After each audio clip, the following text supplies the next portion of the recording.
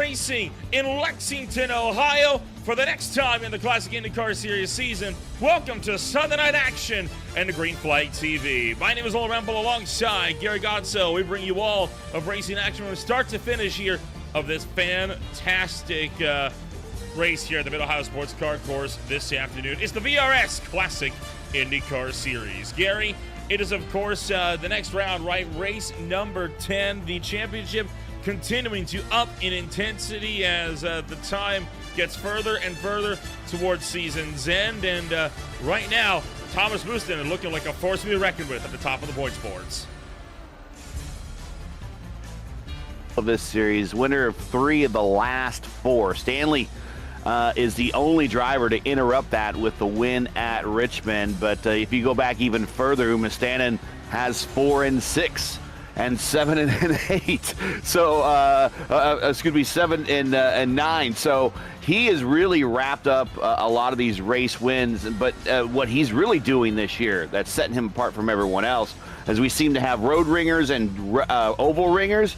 He's done it on both, and not just every type of oval. He's done it on the big super speedway ovals, and then he gets them onto the tight road courses, and he's also dominating there as well. So he starts up front again. It could be second verse, the same as the first a lot for the race here today. He might run away with this place because Mid-Ohio is a very tough racetrack. There's only about 2 or 3 passing zones at best, very narrow. It's very short, so the lap times are going to be very quick, and there's not a lot of time to make your moves. And 89 laps is going to go by very, very quickly here. It is the tightest road course on the season here this afternoon, and a track that has not been run in Classic IndyCar Series competition in a good number of years, right? So this is going to be a unique challenge to several different drivers here this afternoon. Plenty of action anticipated to come out of this race here this afternoon. The last time we ran this all the way back in 2021, right? So going on 4 years that this track has been absent from CIS competition. It's going to make it for quite the ride here for drivers here this afternoon. And of course, the weather today, it's looking to be a bit of a hefty track condition to contend with, right? 96 degrees Fahrenheit. That's a bit up there in terms of track temps. Some pretty big winds by IndyCar standards, 9 miles an hour blowing off to the southwest. It's going to make these slower sections quite difficult, right? Because you're not going to have that big aero effect that you need to have in these cars to maintain grip in lower speed corners. Yeah, and we've talked about this right at the start of the season. These are pigs. These cars were meant to turn left and go fast, and that's it. Now these got to go to slow speed and right turns. These really weren't built to be road course cars, but hey, here we are, and everybody's in the same boat. So some of these guys have been massaging these setups for years. Some just hopped in and used the best thing they could find from maybe another comparable track. So it is going to be a pretty tough one out there all the way around because the track and conditions really don't make for very easy racing at all for these 89 laps we got coming up. Practice-wise for the championship standings, Mustanen, who's surprised, right? Mustanen up atop the points boards here this afternoon. I'm frankly not shocked in the slightest to see him up there. Mustanen, of course, becoming just the 4th driver in CIS history to take 10 wins just this last race here at Chicagoland Speedway, and what was an absolute thriller of a ride. And, well, now he's only 1 away from tying Matt Cook with the 3rd most wins in league history at 11. And with road courses being his bread and butter, I would be shocked if we didn't see him tie with Matt Cook by the end of the night. Yeah, it's one of those, when you say that Mustanen is your pick, you're not really going very far out on a limb here. But Mustanen is your leader. Cameron Dance 42 points behind. Ethan Hagan 55 behind, and only 1 point behind Ethan is Andrew Wood, who's had a pair of pretty good races in the last 2 on the ovals. He is in 4th, and Logan Simmons is in 5th, 83 behind. Still a lot left here to play for this season. We have this is a 1, 2, 3 road courses left for the remainder of the season, and everything else is an oval, and we're talking big ovals. We're talking Auto Club, and we're talking Indianapolis, big super speedway oval. So If Mustanen like gets it off here or does something like Alex Palou here where he was leading the race and kind of gave it away there at the end in real life, maybe someone else could step up here and make a little headway in the championship standings. There's still a lot of racing to go. But you mentioned this, time is running out. Time is running out indeed, and the time has just expired on our warm-up session, so this is how they'll line on up, entering yet another race here this afternoon. Thomas Musin for Iconic Motorsports running at the number 22 alongside Team Watson Racing's Ethan Aiken down on the front row. Row number 2 holds Robert Grosser alongside Cameron Dance.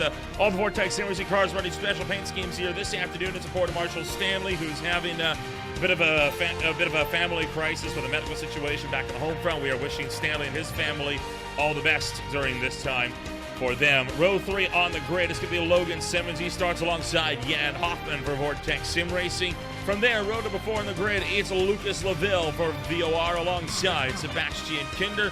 VSR for Lucas Laville. And then it is going to be the top 10 headed up by Johnny Garrett, the independent driver, used to be running for AeroX, not anymore. He starts in 9th alongside Franz Josef Sturm down in 10th.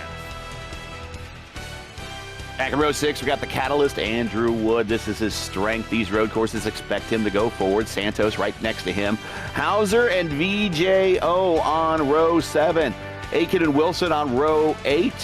Giacometti and Shoemake on row 9. Turner and Barkadow on row 10. And rounding out the remainder of this field, back in the backs is going to be God and Mellis. They are going to line up in the final 2 positions. We're going to have 22 cars taking the green flag, and we're going to get a full pace lap here at the Mid-Ohio Sports Car Course before we go green. And we're going to take the green in the traditional front stretch, not on the long stretch coming out of the keyhole like you see in real IndyCar racing.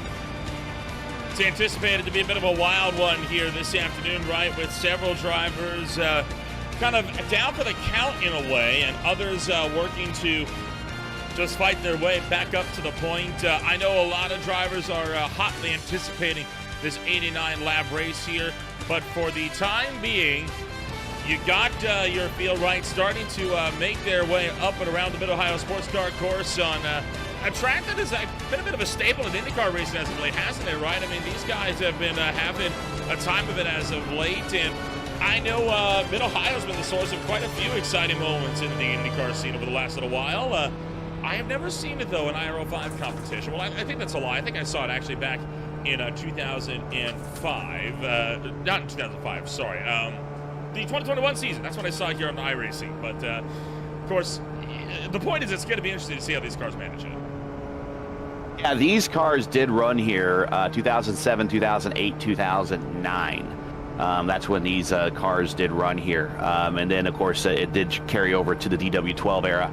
And then, of course, now in the IR18 era. But the IndyCar has raced at Mid-Ohio 42 times, starting in 1980 under USAC and CART co-sanctioning, and ran uninterrupted to 2003, then picked back up in 2007, and has been a staple to the schedule ever since. So this is a big track to the importance of IndyCar heritage. Getting ready to take the green flag. Here we go.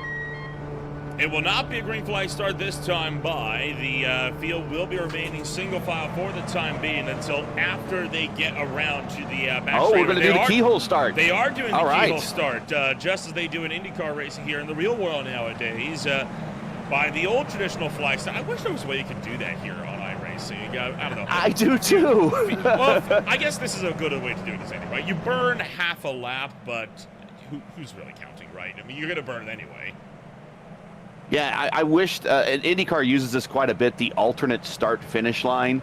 Mainly they use it for qualifying, but I can't think of very many instances where they have used the alternate start-finish line for actually starting the races outside of Mid-Ohio. And here we go.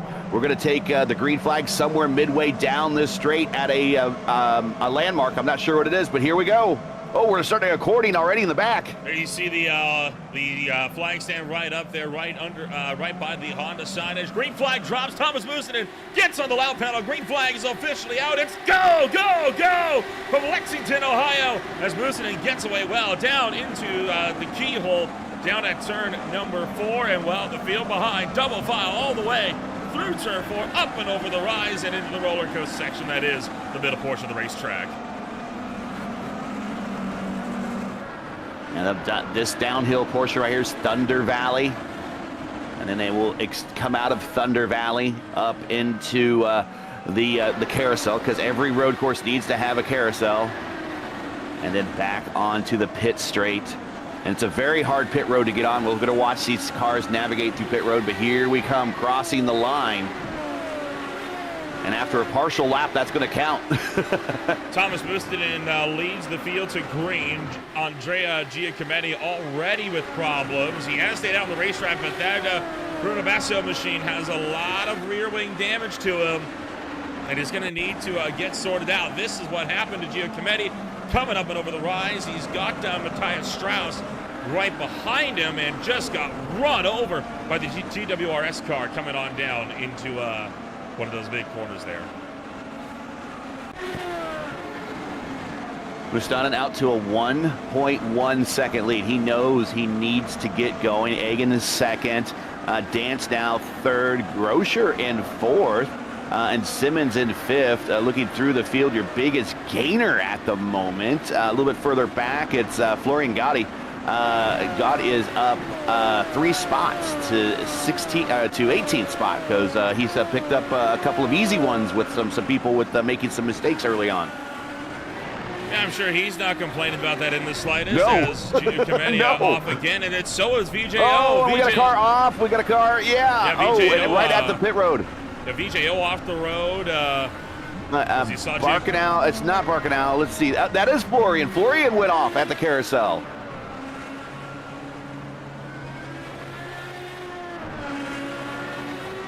VJO's recovering. He's got a lot of debris on his tires, but he's getting back up to speed here. Just lost control going in and shot off the road. And then, of course, Florian Gaud spear off the track as well. And he actually found the tire bundles, and that damaged the left front suspension, which is why we see him come down to pit road this time by. Lucas Laville trying to mount a defensive here on Johnny Garrett, coming around into the 8th place position. As Garrett fending off Laville behind, but he's wide as he comes out of turn 9 into Thunder Valley, and that leaves him vulnerable to an attack from Laville. Single file. There's not, I mean, you can't really pass through here. The next passing position, as Bustanen goes purple, that lap really is maybe a shot here in 1, but really the next passing spot for these cars is going to be at the top of the keyhole as they go bouncing off that curb there. Got to be careful. The car will get loose. Here is the keyhole. This is a passing zone. And then if you can get at least alongside, or at least get a run on the car in front of you, you could drag race down this long stretch into turn 4 and getting to China Beach. Here goes Laville looking to the inside as he's going to try to make that dive into turn 4. Pushes a bit wide. Garrett keeps it on the racetrack. Still side by side, up and over the hill. And still Laville able to keep Johnny Garrett at bay. They are still side by side for about 3 quarters. This time with wheel-to-wheel contact. And Laville this time gets through. And Andrew Wood mounts a charge as he sees an open door. Goes down the inside and Garrett's lost 2. Opportunistic pass for the Catalyst, but he makes it on through. And you saw how close and not a lot of room there is on this racetrack when you get cars 2 by 2. There's no room for a third car in there through any of that. You just got to wait your turn. Right behind them, Lucas Santos, who has had quite a roller coaster of a season, to put it mildly. Santos attempting to close up to some of these drivers a little bit further up the road. Right now looking to charge after Tristan Hauser right in front of him. Tristan Hauser, I believe, making his first start of the 2025 campaign. But right now, we might have to worry a little bit more. Well, I was going to say that. Never mind, as Jamie Wilson going to look down the inside of Franz Josef Sturm coming down into China Beach. And, well, there goes Wilson right on through. Yeah, he made that look easy. Of course, that is the scene of where we've seen some pretty big and very active wrecks in IndyCar history. Of course, that's where Simon Pagenaud did a barrel roll, and he has not returned to the cockpit since. We've seen Michael Andretti end up on his lid there. We've seen his son Marco end up in his lid there. So a lot of tumbling occurs in the China Beach area. Yes, sir. That China Beach area never one to be trifled with here, as you see a bit of a train starting to form up behind Robert Carosia here up in the number 4 spot. He was looking pretty solid, but Logan Simmons and his teammate Jan Hoffman have been slowly reeling him in, and they have been unable to try and find a way through. But you mentioned... Here's your shot. Go ahead. You mentioned Mid-Ohio having a lot of big incidents, right? Especially coming into the China Beach area. There's ultimately quite a few big ones just headed down the straight to it. I mean, remember the Indy NXT race earlier this year where a car got turned into the wall, pitched backwards, and almost took out the flag stand itself. Aaron Likens said, good thing that he was not up there when that happened. I think he was just about to be up there or just us up there. But somebody's life could easily pass before their eyes when the Indy NXT car got airborne and almost took out that flag stand. Can't believe the camera guy that was up there and stuck with that wreck as long as he did. Underpaid. Right? Underpaid and way over-delivered. That is on YouTube. You should everyone check that out when you're done with the race. Check out that Indy NXT wreck at Mid-Ohio in 2025. Those camera guys, man, they are insane sometimes. They are unfazed at what can come their way. And no truer is that than the cameraman on iRacing, right? I mean, heck, you look at the beer league race we had at Monza. We nearly lost 4 camera guys there that nearly had their stations wiped out by flying race cars. It is a thankless job, let me tell you what. But right now, several drivers still under a blanket, and including that, the Frenchman under fire as Lucas Laville nearly gets into his fellow countryman. Oh, just that braking zone backed up a little bit. Laville's like, whoa, got to get on the binders, otherwise you're going to cause a wreck. But that has really kind of messed him up a little bit. And right there behind him, Andrew Wood looking to capitalize as Kinder did not take that turn well. And now we have Laville back. Here comes to the inside. Oh, wow. Andrew Wood so lucky to make it through there without net code. Andrew Wood slips around Lucas Laville, trying to get the drive back. Is going to be Laville looking to go back down the inside. No dice this time through. And just like that, Andrew Wood is clear for the spot as he's able to fight his way a bit further up the grid. So Lucas Laville will have to try again a bit further down the line. And this was that pass.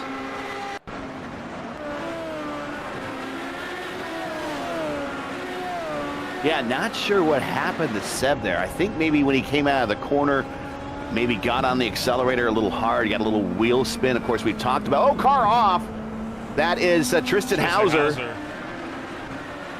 We've talked about the low torque range in these cars, and if you get on the, as you say, the loud pedal, and you get on it quickly and hard enough, that will just cause those back wheels to spin up.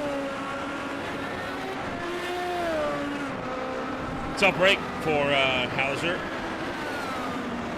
He is going to be dropped all the way back to 13th. Quite a few battles actually started to separate out here relatively early on.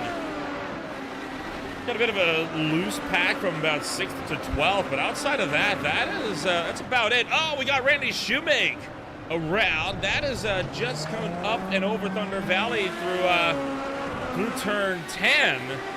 And here comes VGO down the inside. He's going to pick up a free spot from it.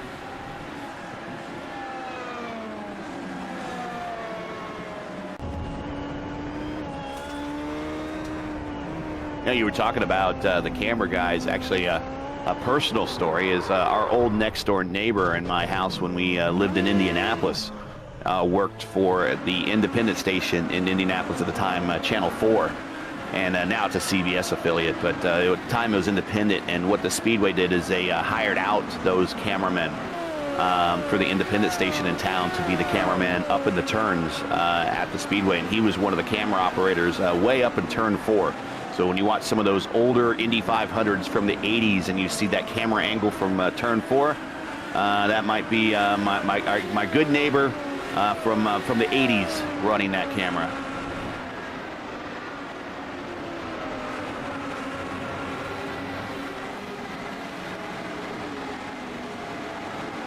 Santos. Here goes Santos down the inside of Johnny Garrett.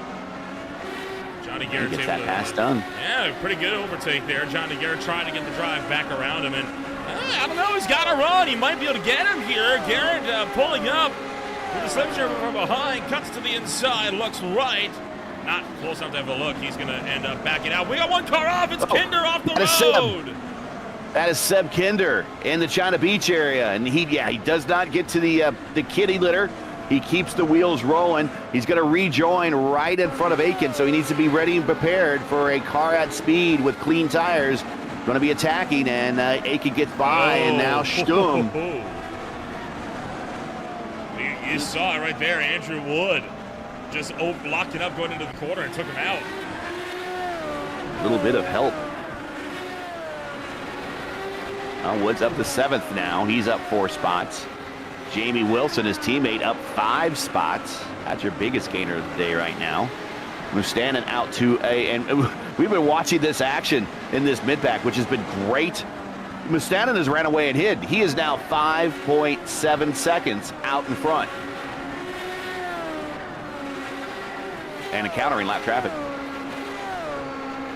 Three-way battle for the 9th place. Still a hotly contested one. And Santos, Garrett, and Wilson all under a blanket here, all trying to make some different lunges. Oh, Johnny Garrett nearly into the back of Santos that time by. He's got Jamie Wilson still breathing down his neck as well.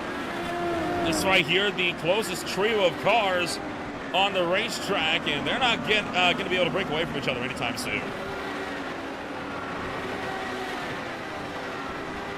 Still in single file. The draft is a big thing here, especially down out of the keyhole on that very long straight. Going up into the keyhole, that's a very long straight as well. The draft is a thing here.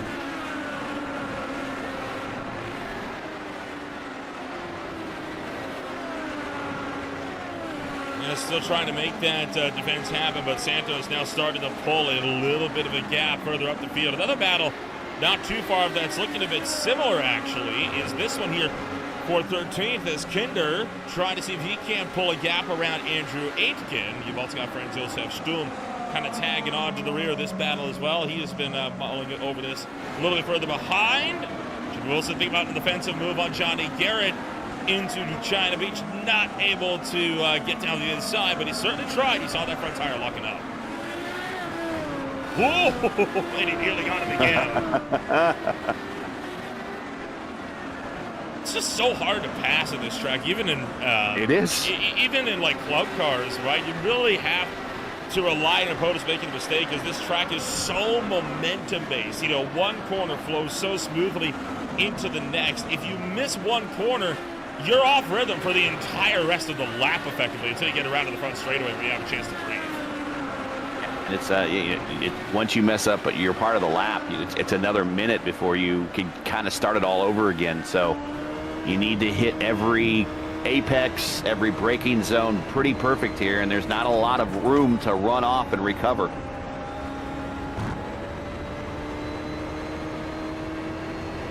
Watching this Kinder and Aiken battle going up into the keyhole. Kinder in that draft trying to get closer, inch closer to Aiken. Now down out of the keyhole, down the long straightaway. This is the start straight. This little kink counts as a turn right here. That's turn 4. Now we're coming to turn 5, which is China Beach.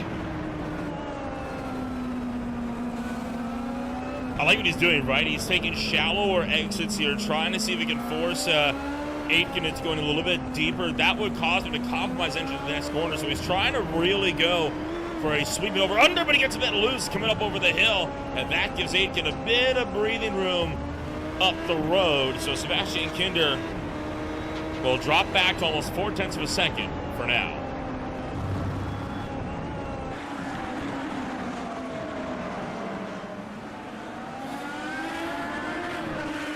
So when Scott Dixon did win here in 2025 this year, it tied him all time with the most wins on a road course with Will Power until Will Power broke the tie later this season at Portland.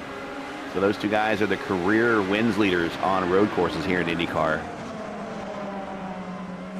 Andre Giacometti, by the way, confirmed that he is out of the race officially. He will not be rejoining the racetrack as he has major diffuser damage for the number 38. So Giacometti, unfortunately, is going to be taking that car back to the hauler here this afternoon. So he'll become officially the first retirement of this race. Florian Gaud is back onto the racetrack 2 laps down, and right now he is trying to see if he can close up to Jack Turner. Jack Turner actually coming down pit road, and he is also out of the race car. So something has happened to Turner in the last couple laps. Let's see if we can't figure out what here.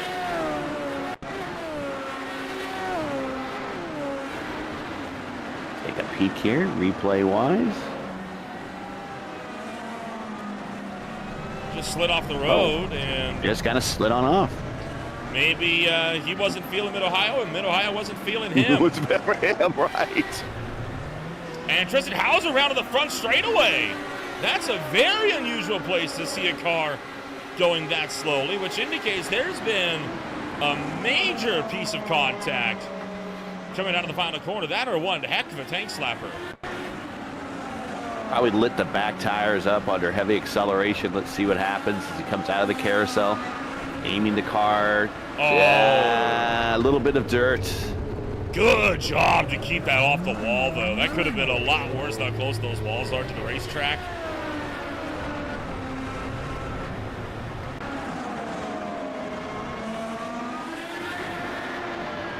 Fantastic piece of driving there. Did everything he needed to do to keep it out of the wall. I thought for sure he was going to rebound into the inside wall, then again back into the outside wall, but no, he didn't touch a thing except for the grass on the outside of the final curve. Kinder, again, attacking Aiken. He's back down to a 1/10 of a second, right up the gearbox of the Flying Scotsman, but he is just unable to break by him. Again, it just shows you how tough it is to pass here. We've talked about it all race long. 16 laps into this thing, and it's just a couple of zones. You can force the issue at other places in the racetrack, but it's just it's very, very hard to do that. It is. It's super difficult to do, and you can tell how much it impacts drivers when they try to make these looks here. For the time being, these drivers will keep up the fight, but up the road, Robert Groscher under fire. Here goes Andrew Wood looking for the inside. Wood couldn't have the opening as much as he tried. Right behind him, these guys by a few seconds, Jamie Wilson just tried to mount the defensive on Johnny Garrett, but again, is unable to break through. So a lot of more isolated battle packs started to shake up here, right? We got 4th and 5th within half a second. You've got Groscher and Wood within half a second. Within 6/10 of a second is Santos, Garrett, and Jamie Wilson. Then within 7 is Aitken, Kinder, and Sturm further down the field. So quite a few isolated battle packs started to develop. Not too far away from pit stops. So if we want to do a 3-stop strategy, which we think everyone's going to try to do, lap 22 is when that first window opens. It's going to be more like 23 is the ideal number to hit, but 22 with a fuel save can get you to the end. And that is for a 3-stopper. Now, is anyone going to tip to get as far as a 2-stopper? I'm not sure. The window for that opens at lap 29 to 30. And we're still halfway through, basically halfway through that run if anyone's trying to attempt that. Robert Groscher still doing a valiant effort on trying to keep Andrew Wood behind him, but Wood, a driver that does not like to be denied, right? And Andrew Wood, a driver that we've seen get the elbows out a little bit over the course of the season here. Of course, Wood still winless here in this season. Trying to see if he can maybe finally go after his first win of the championship. I believe one of the closest times it would have come would have been at the Chicago and Speed. It was a mad pack race coming into the final couple of laps there. I mean, that Chicagoland race was something, and it cemented why I love these cars a mile and a half so much. Yeah, these cars raced extremely well, those mile and a halves. And of course, now there's not a single mile and a half on the schedule, which is a bit of a disappointment. And it's not that they can't run there. I was talking with Tony Kanaan last weekend at the Sim Gaming Expo, and he absolutely said the IR18s could run and return back to a place like Chicagoland, which is the place that the track that we were running at for the exhibition. He said it could be done there. Places like Kansas again. Now, I don't think for several reasons you'll see IndyCar ever return to Vegas. And here's a pass. Wood to the inside. Oh, hold on. Jan Hoffman off the road with major rear wing damage. He's had a big problem, and there's in fact been there's been a multitude of incidents. Lucas Santos has gone off. We saw Logan Simmons going off. Now Jan Hoffman's had major rear wing damage, and that has caused a massive fight to start to develop for fifth on down. Okay, so something happened. If we watch Hoffman, his rear wing is already damaged going into turn 1, and he gets nailed from behind going into the carousel by Logan Simmons. That's what kills the rear wing from Jan Hoffman, and this tells you how important the rear wing to an IndyCar is. Andrew Wood's off the road.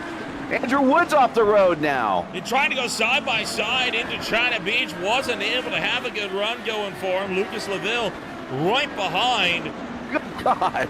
Trying to have a good lunch. We'll look at everything in a moment, right? We got to wait for everything to calm down on the racetrack first. Right now, it seems like everyone is looking to kick off and get the elbows out.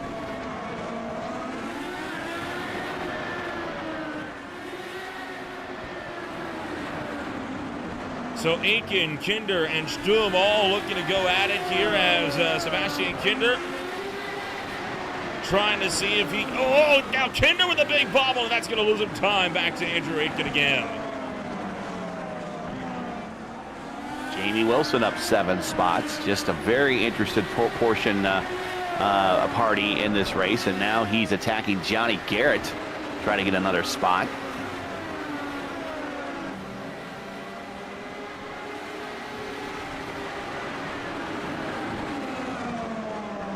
Aiken, Kinder, Stum is all a battle for 11th, 12th, and 13th. We also have Johnny Garrett and Jamie Wilson starting to get a little bit close up the road. I think, fingers crossed, I think we have a little bit of a respite here. So let's look first. We'll look at this in chronological order. So it's Lucas Santos is the first car to go off the road. He goes for a bit of a high-speed self-spin coming up and over the rise. Snapped sideways, went way off and into the corner. Then while all this is going on, you then had Logan Simmons up the road. He is actually the one that got into the back of Jan Hoffman coming up and over the rise again. Watch this here as Simmons is going to try to go on offense into the last couple of corners here. Just came in very shallow and hot. Yeah, runs into the back from there, and already you see Hoffman knows at that point right away that he's got a problem. He just doesn't realize to what extent. And right here, rear wing's going to just fail, and around he goes.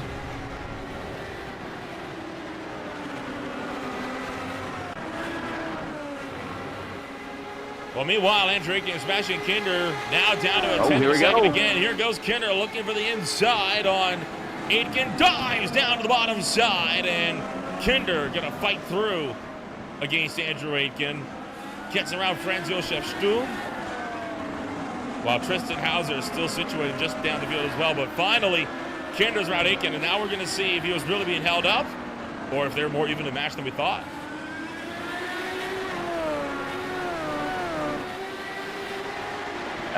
Kinder's pulled away from that battle, so when he got by, he's like, yeah, I was faster, I'm out of here, see ya.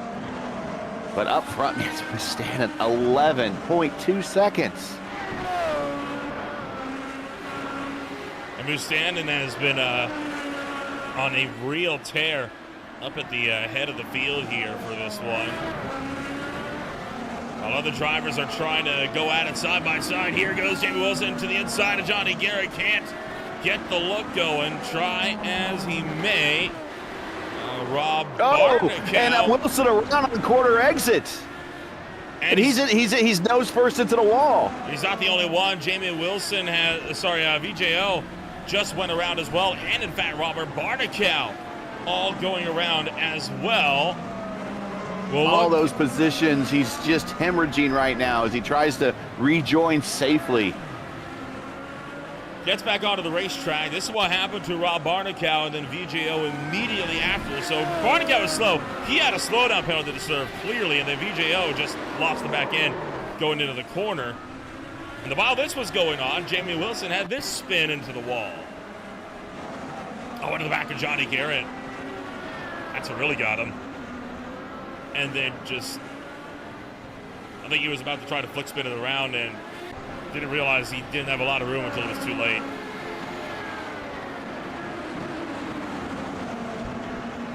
We do have cars on pit road, but I believe these are not scheduled to stop yet. So the window for a 3-stopper is open now. It has been open since lap 22. We're at lap 24. I'm not seeing a lot of drivers going for it. I think we might be seeing drivers instead try to push for the 2-stopper here this afternoon. Not a big surprise, right? A lot of the pit stops runs that we've seen in road course this season have been 2-stoppers, so no surprises. Jan Hoffman down pit road. He is just getting his rear wing fixed still, and Logan Simmons is off the road. I wonder if Logan Simmons might have some residual damage from the incident that he had out of the carousel, but he is around, and he's back to 8th now. So the window for the 2-stopper is coming up. We're at lap 24, and the 2-stopper window opens at about 29 and 30. So if these guys can go 5 or 6 more laps, and it's possible, because I mean this is not a very big course. They could pull that off. A lot of opportunities to kind of lift and coast into these corners, right? A lot of points in the racetrack where you're not running full throttle, and you're able to save fuel relatively safely as well, because there's not a lot of opportunities for your opponents to take advantage of your fuel saving to break around you. You just put the throttle in on the straights, lift a bit earlier through the 2nd and 3rd sectors, and you're golden.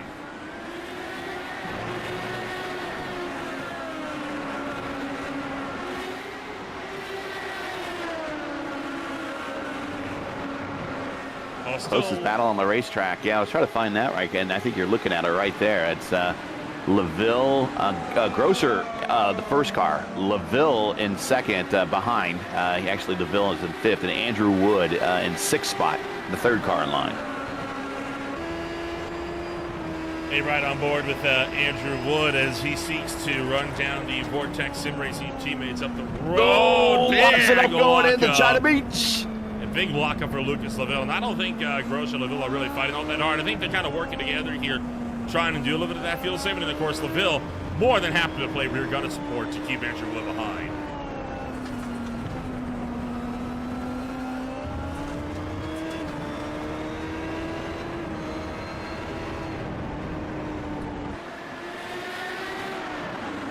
It is the closest trio on the racetrack at the moment. We've also got Tristan Hauser just behind with Andrew Aiken getting a little bit dicey. This will be the battle for 12th if it gets much closer. As Tristan Hauser able to try and make a solid effort here. Andrew Aiken trying to defend, and the Flying Scotsman making that car as wide as a box truck to keep Tristan Hauser behind him. Some people would say these are box trucks. On a track like this, they may as well be, yeah. Very unwieldy cars. Not very sleek looking here on this race course. Kind of, it makes it funny that there is actual like truck racing as well on road courses. Yes, and the truck series does come here. Mustanen goes purple that time by. He has now got a 12.9 second lead over Dance. And we're starting to see a trend here that we kind of seen at all the road courses so far this season. It's Mustanen blasting out, getting a big lead, and then it's like Cameron Dance and Ethan Hagan kind of solidifying their 2 spots in 2nd and 3rd, and just riding out this race with not a soul around them. And this is no surprise, right? We saw it in Interlagos, we saw it in Indianapolis, we saw it at Portland. It's just what Mustanen does. I mean, he is a road course ringer through and through. Tristan Hauser is around in the Thunder Valley, and he is into the inside wall, and that's going to be some damage on that Dallara. kind of went in there square with the left-hand side and trying to get the ship righted. Leader's coming through. He's got several drivers around him, though. And, oh, look at that whole left front. That whole suspension is completely collapsed. That is terminal. And here comes one of the, here's third place. There's Ethan Egan trying to get on by. And you see that left front wheel just barely clinging on for dear life, only with one or two tire tethers, connected. Kind of just dragging along the ground. I'm sure IndyCar officials would not be taking too kindly to him driving around with the car in that condition, but he is into pit road, so he gets clear of the racetrack, wanted to at least drive that car into pit road. This is what happened to Hauser. He was looking to, oh wow, into the grass. He tried to chase Andrew Aitken, and then just two throttle happy up over the rise, off and hard into the wall. Yeah, the elevation changes here, and again, these cars do not like elevation changes. They are very stiffly sprung, and right there at the crust of the elevation is when he lost rear traction, and that is to be expected with these cars. Andrew Wood trying to go around the outside of Lucas Laville into China Beach. He's going to keep it going straight, but Laville went defensive that time by, interestingly enough, and Andrew Wood now trying to get a drive going up and around the top side as well. And Wood having a good run so far. Now Wood up 5 spots, now to 6th. And he is right behind Lucas Laville. This battle has not really changed. It's Grosser in 4th, Laville in 5th, and Wood in 6th. And again, we have not seen any of the leaders come to pit road, and the two-stop strategy window is open now. Andrew to the big lockup going into turn 2 at the keyhole, unable to have a good lunge going for him that time by. Only one road course race remains after today, and two remain. It'll be the Long Beach Street Circuit, which will be an 85 lapper, and then towards the end of October, it'll be the Sebring International Raceway with the modified layout, which plays a bit of a replacement for the St. Petersburg Street Circuit, as has been tradition with the Classic IndyCar Series. That was their season opener, or at least, I believe, not season opener, sorry, I believe maybe round 2 back in the, no, it was the season opener in the 2020 season. So Sebring getting set to make a long-awaited return to the CIS schedule. And Sebring's never been on the formal IndyCar schedule, but it has often been a site for spring training for IndyCar and its teams.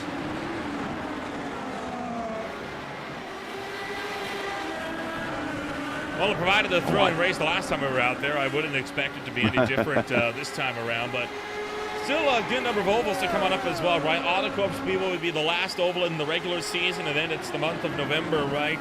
Pole Day on November 9th, Bump Day on November 16th, and then the 7th running of the butt kicker Indianapolis 500 to close out the championship on November 23rd. But I gotta be honest, the way this is looking at this point, I would frankly be shocked if Mustonen did not lock out the championship well in advance. I saw Cameron Dance lock it out one race early, and well, let's be honest, with the point standings looking the way they have it as of late, as you see the last standings, right, gap improving up to 54 points, it's going to be hard to run that down in only 3 races. Yeah, and the 50-plus points or thereabouts is basically an entire race lead. And remember, Mustonen, if I remember right, I'll got to look on timing and scoring. I believe he is 1 race less than everyone else. He has only started 7 races, but still is your points leader, whereas Cameron Dance has started 9 and is only 2nd in points. He has missed a couple, hasn't he? But that's the drop weeks coming into play, right? Because remember, the worst, I think it's the worst 2 or the worst 3 results of the season get dropped. Just reconciling that with my points format here. It is the worst 3 results that get dropped. That includes races you do not attend. So those 2 races that Musin wasn't able to attend, those have gone into his favor because some good scoring positions from Cameron Dance, because he's had a pretty good season so far, right? They've been dropped as well. That's what sees Musin so far ahead despite having 2 less races.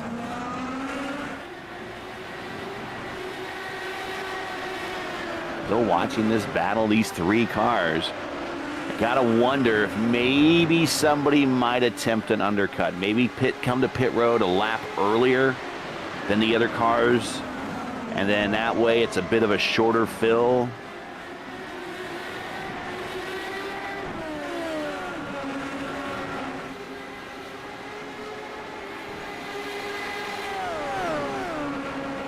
An undercut might be ideal, but it could put you on the back foot for later on in the race because, of course, you can't put yourself too far off of the back foot. But for now, these guys are going to keep up the battle here.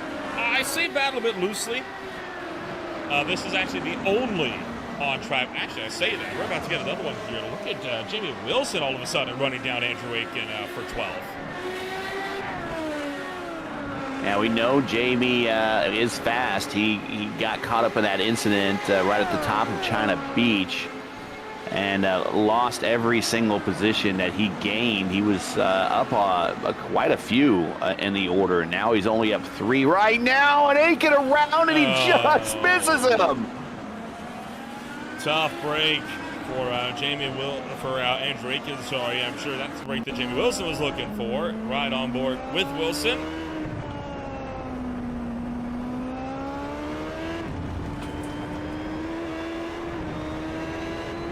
There is Andrew Aiken. This was, well, after the fight. Here we go. This is going to be the actual spin. Here we go. So Wilson up over the hill.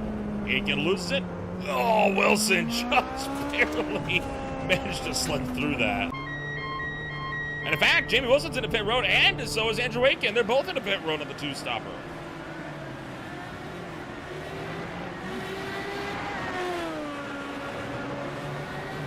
And they are down and away. Very small stalls here on pit road. You got to kind of really hit your marks. Take another look back at this one here, and again, look at how close Jamie Wilson's car is going to come here. Oh man, that's cutting it a little close for comfort for my tastes. Sometimes net code acts, and sometimes it doesn't. And when you think it would, there it doesn't. And maybe because they were going a little bit slower, they were scrubbing off speed. Mustanen, pit road, leader. So pit stops underway for some of the heavy hitters at the front of the field as well. We'll see if Cameron Dance will follow in or if he's going to go for the overcut strategy as Mustanen comes down to the box, pulls in neatly. Cameron Dance is in pit road from second place just behind. There goes Jan Hoffman. Jan Hoffman making his way back out onto the racetrack, or at least he was, and then he realized that rear wing still very much busted up, so he is going to take a tail back down to pit road. Hoffman is off and away with an 11.4 second stop. Cameron Dance up on the jacks. Mustanen he's down and away. And Cameron Dance now down and away. 2 seconds quicker for Dance in the box. Wow, yeah. I think he underfilled the car. Yeah, I think he short-filled it. Johnny Garrett into pit road. And so is Lucas Santos from behind. So several drivers making their way on down and into the pits. All the while, Andrew Wood starting to get a little bit more feisty here with Lucas LaVille looking again for the inside line, but still LaVille is doing a good job on defense, and Andrew Wood just cannot find a way around it.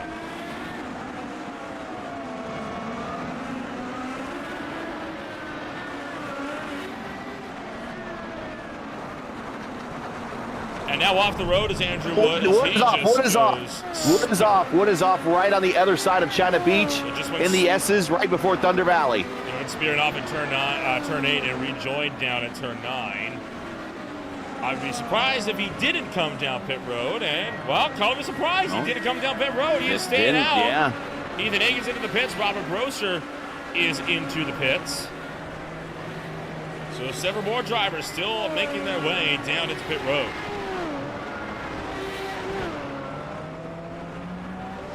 Buchanan cycles back to the lead. Cameron Dance is in second, 13 seconds behind.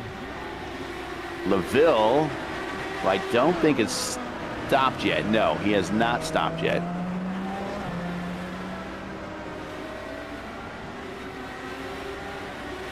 And now coming down potentially to the pits would be Franz Josef Sturm and Jamie Wilson, who are just making their way, coming up and around to the back. Sturm pulling to the side and allowing Jamie Wilson through. Now, that is interesting to me because these are two drivers that have pitted 2 laps apart from each other. I'm surprised that Sturm didn't fight that one all that hard. He might be on a different strategy. He might be just doing a drive to survive here instead of racing other cars on the racetrack. LaVille has not stopped. Wood has not stopped. Logan Simmons has not stopped. And Seb Kinder has not stopped. And there is, I believe that's Wood on pit road now.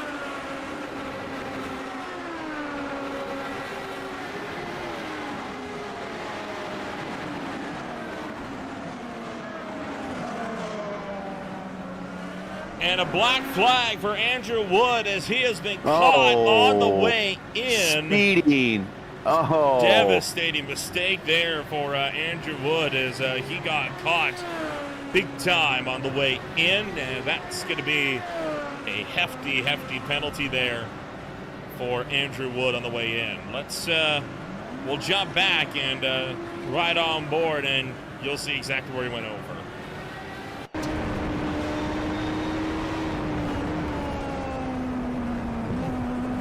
And what we're trying to do is, look, this is a very hard road to get onto right here. You got to get down to the speed limit at those cones right there. But you want to get to those cones as fast as possible. He could have easily gotten down to the pit road speed, right? You saw he was actually kind of coasting on the way in. The problem is the pit road speed is very, very slow. Slower than most courses that these Indy cars run at are.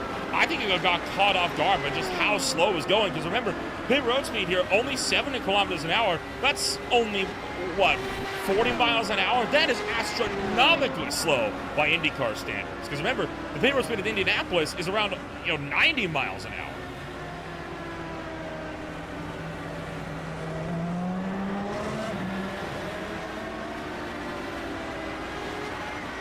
And of course, Nolan up in Canada. I'm down here in the States, so that's going to be, it's between 40 and 45 miles per hour on pit road, but still, it is painfully slow. Painfully slow.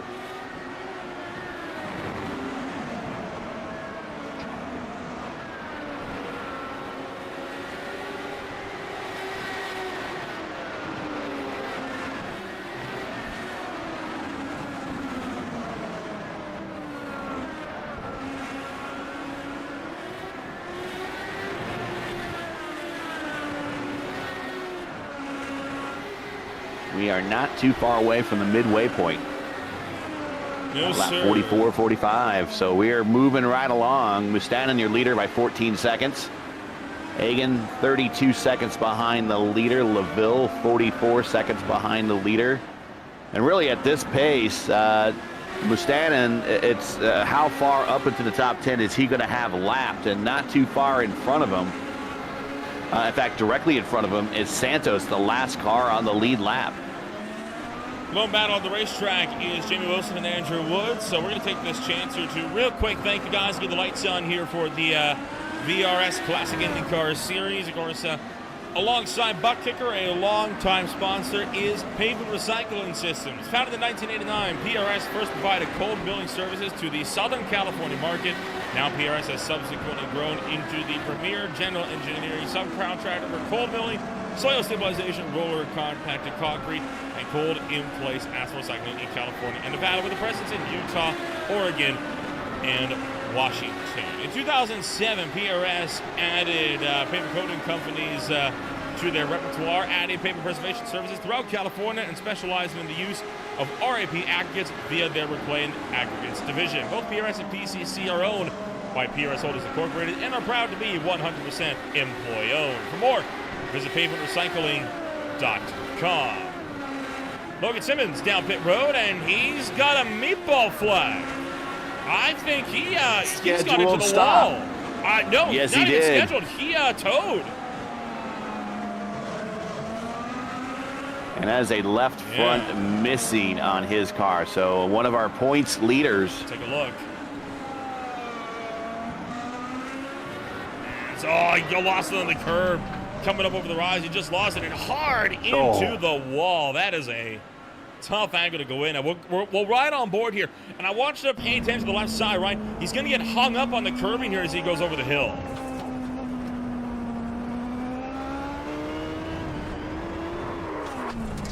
Yep. And then, yeah, it's not even, you can't even just steer there. You're along for the ride.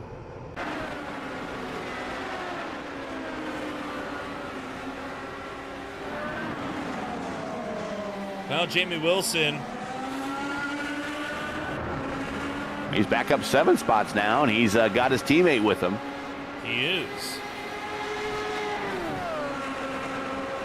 Jamie Wilson and Andrew Wood. The two teammates are made nose to tail. And how much you put on the bet that they're going to go for position swapping pretty soon? It's pretty clear to me that Andrew Wood is the quicker of these two. They'll have to make that call on the radio, and then they're going to have to pick a good spot to give the handoff. And really, it's going to be leading into the keyhole or out of the keyhole. You could do it on the front straight, but it's not a lot of space on the front straight.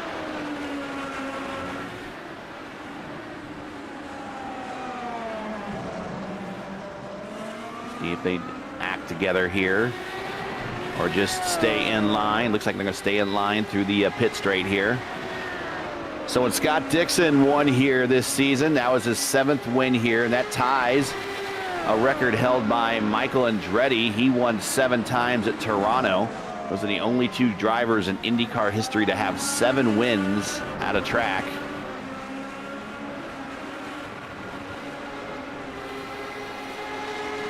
Still no call being made among the Power Slide Team Chimera crew, and you do see Andrew Wood actually lifting off just to make sure that it does not run into the back of Jamie Wilson. So effectively, we are running with no battles on the racetrack. So I struggle to call 9th and 10th to fight when they're not going to fight each other, right? Because they're both teammates. Outside of these two, the closest duo is Robert Grosher and Johnny Garrett, but there is 3.1 seconds between them. So for many drivers, this is effectively turned into a bit of a hot lapping session at this point in time with the separation that we see in the field.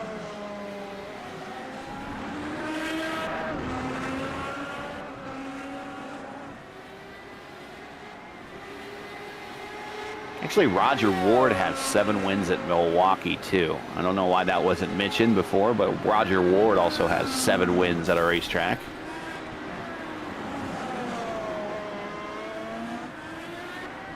So watching this battle, it is for position, actually. This is Wood and Wilson. They're both 1 lap down. This is a battle for 9th and 10th.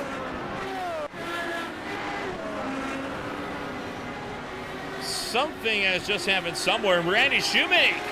Shoemake is off the road.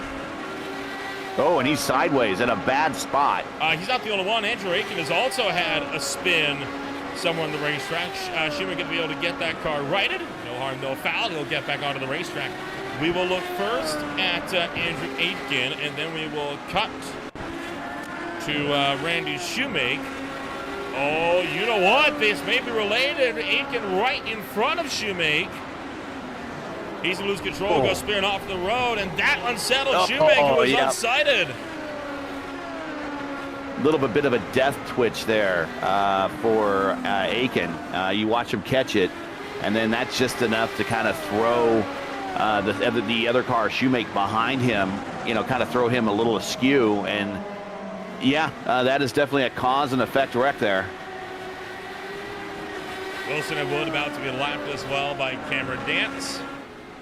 And we are getting set to hit the halfway point of racing action here this afternoon. We're going to take ourselves a quick step back when we return. Racing action continues on Green Flag TV. Stay with us. We'll be back with more on Green Flag TV. We'll go side by side.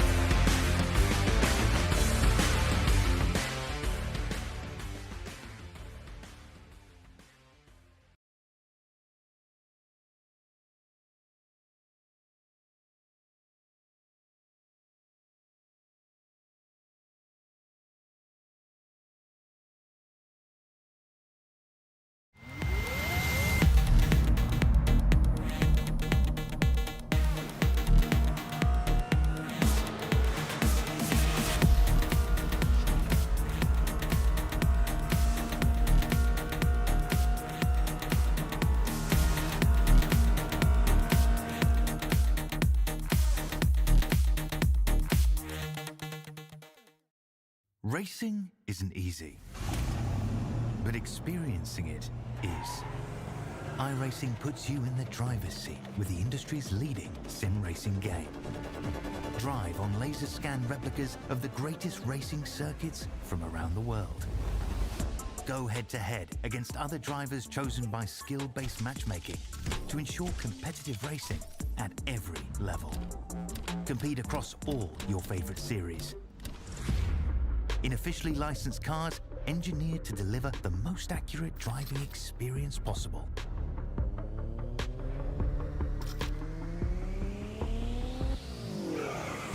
Join a race or host your own with players from across the globe. Race against the computer or in a league with friends. Feel the thrill behind the wheel. Visit iRacing.com.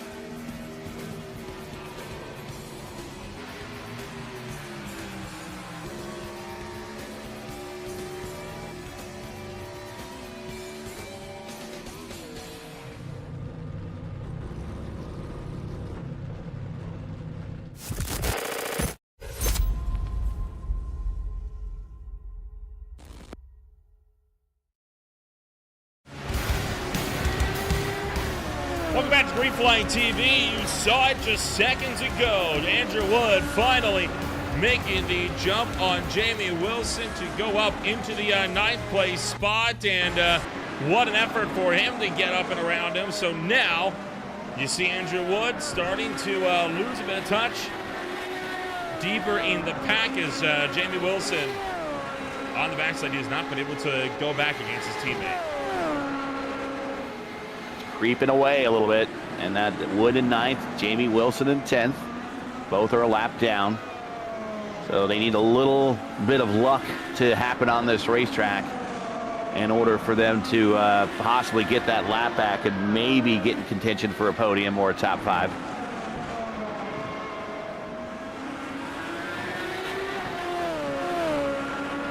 Right now we got 15 cars still running on the racetrack of the 22 that took the green flag. And really, this is the closest battle on the racetrack. You're watching it. There is 30 seconds between Mustanen and Dance, 12 seconds between Dance and Egan, 14 seconds between Egan and LaVille, 4 seconds between Grosser and LaVille. So that might turn into a battle worth checking out here in a little bit. And then Garrett 2 seconds behind Grosser. So again, some other battles that might creep into existence right now, but by far the closest battle is this one right here between teammates for 9th and 10th, under a second.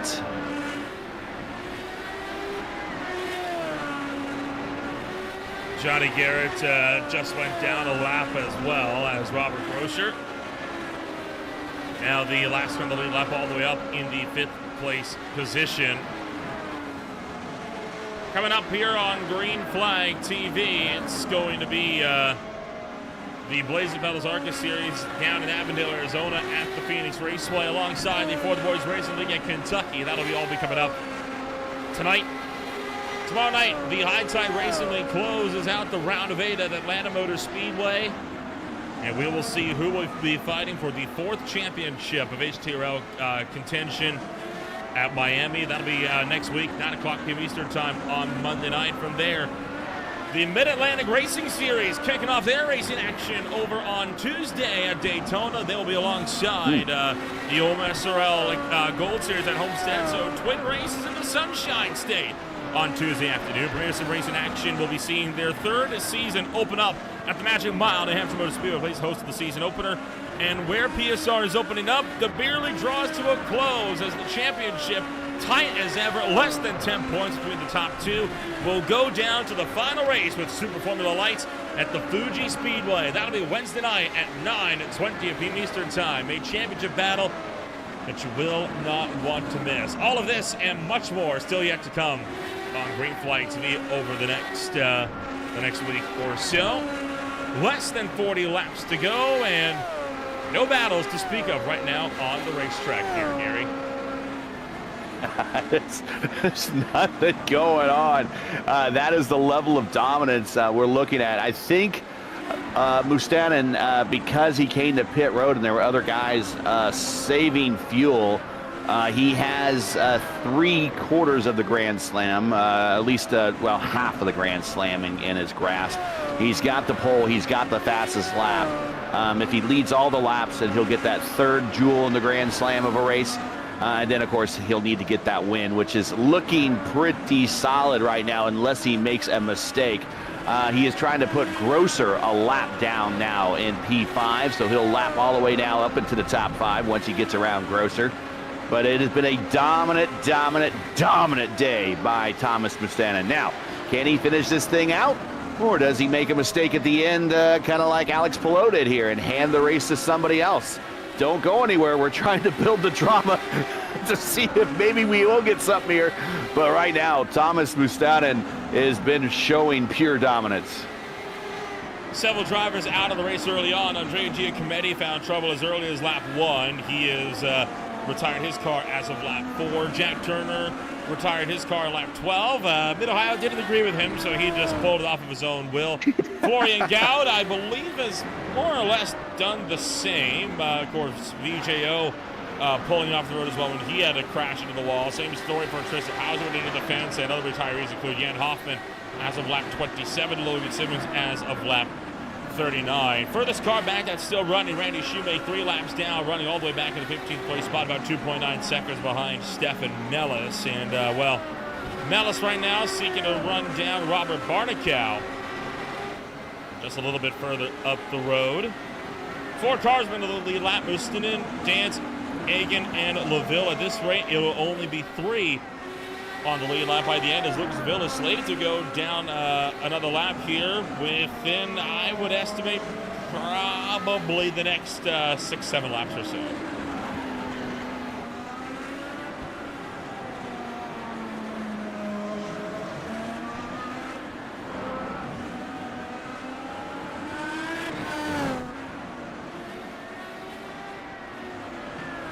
Just down on the leader, we mentioned that. Cameron Dance second, Ethan Egan. And this really reminds me of most of the other road course races we've had this season, with Mustanen dominating. Oh, we got off. We have a car in the pit road. Yeah, I think it's Andrew Aitken, and Aitken has had a problem on the racetrack. So this is what happened to Andrew Aitken seconds ago. Coming up to the last couple of corners.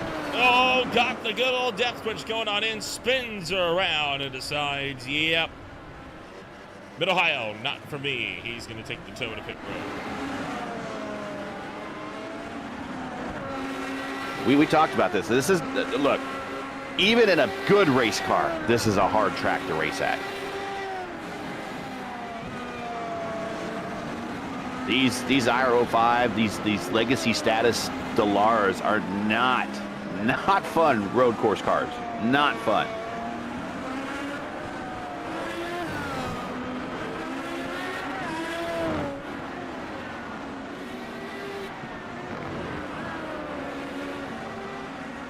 And yet, it's the fact that they are not the best road course cars, right, that makes them so challenging for these drivers. And it's, I think, a suitable challenge at that, right? I mean, you really get to get an idea of just who is the best of with this one. Rob Barnicow had a bit of an issue. He's actually been driving very slowly coming off of the final corner there. Take a look back at what's happened. Has he had a moment? Coming off of the final turn. No, he just pulled up to the side, let Stefan Millis through. So Barnicow's in conserve mode. He doesn't want to push all that hard. He's just turning laps and hoping to pick up spots. A few more drivers kind of fall by the wayside. Lucas Santos about to be under fire here by Andrew Wood. Wood is pulled away from Wilson considerably. Remember, at one point it was a second or so, and now it's 3 seconds, and now he is crept within 3/10 of Santos.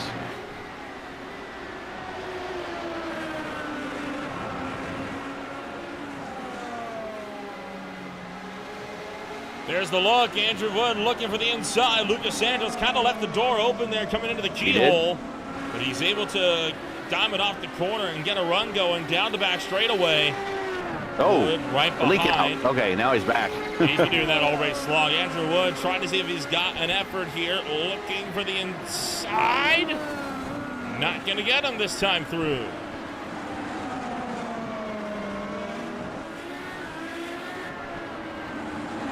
This is a battle for 8th.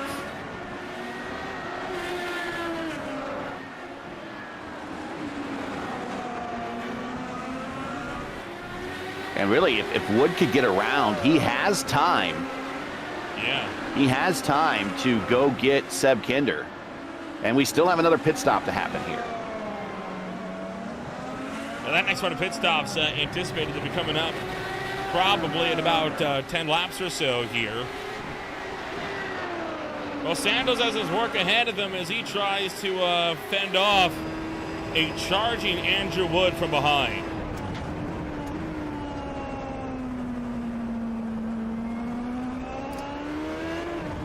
Look at how quickly he reeled him in, right? A second on lap 55, 6/10 on lap 56, but he stalled out because now he's there and he knows he needs to actually work for his food now.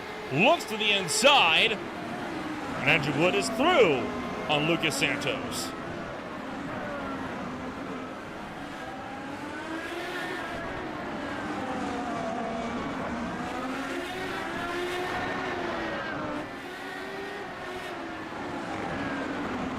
So good for Wood. The Catalyst is on by. Oh, and Santos goes wide, just coming out of the S's into Thunder Valley. So that battle is good and well finished now.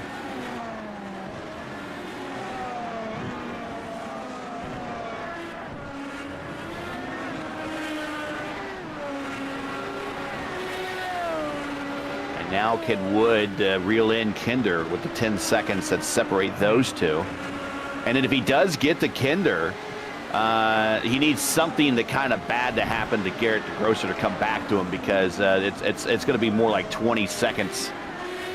It might be, he might actually whittle that down as he tries to reel in Kinder.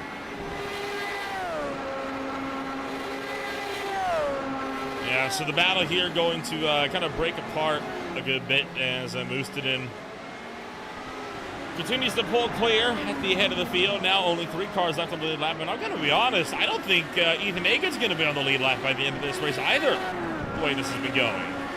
No, Egan is following 50 seconds behind the leader, and a lap here. Well, they're doing 107s and 108s right now. So car in Thunder Valley area off. That is the 3 of Shoemake. He has now got it pointed in the right direction and back underway.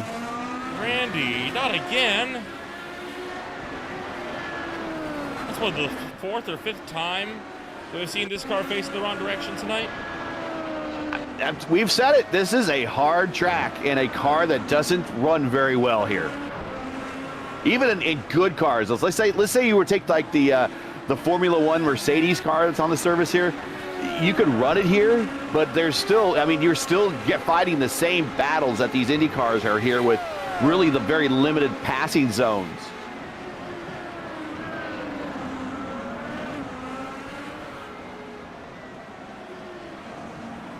I have to look up, I'm not sure what the FIA rating of Mid-Ohio is. Yeah.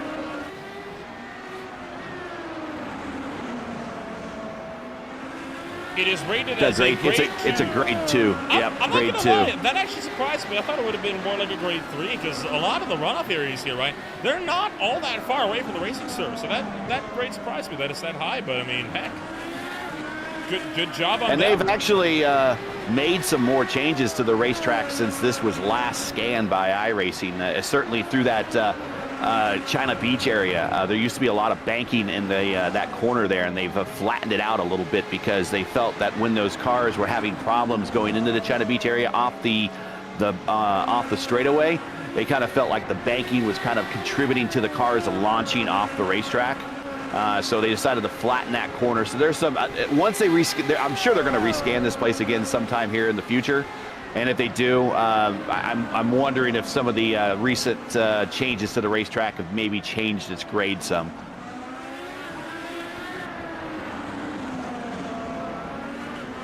Stefan Mellis with a black flag.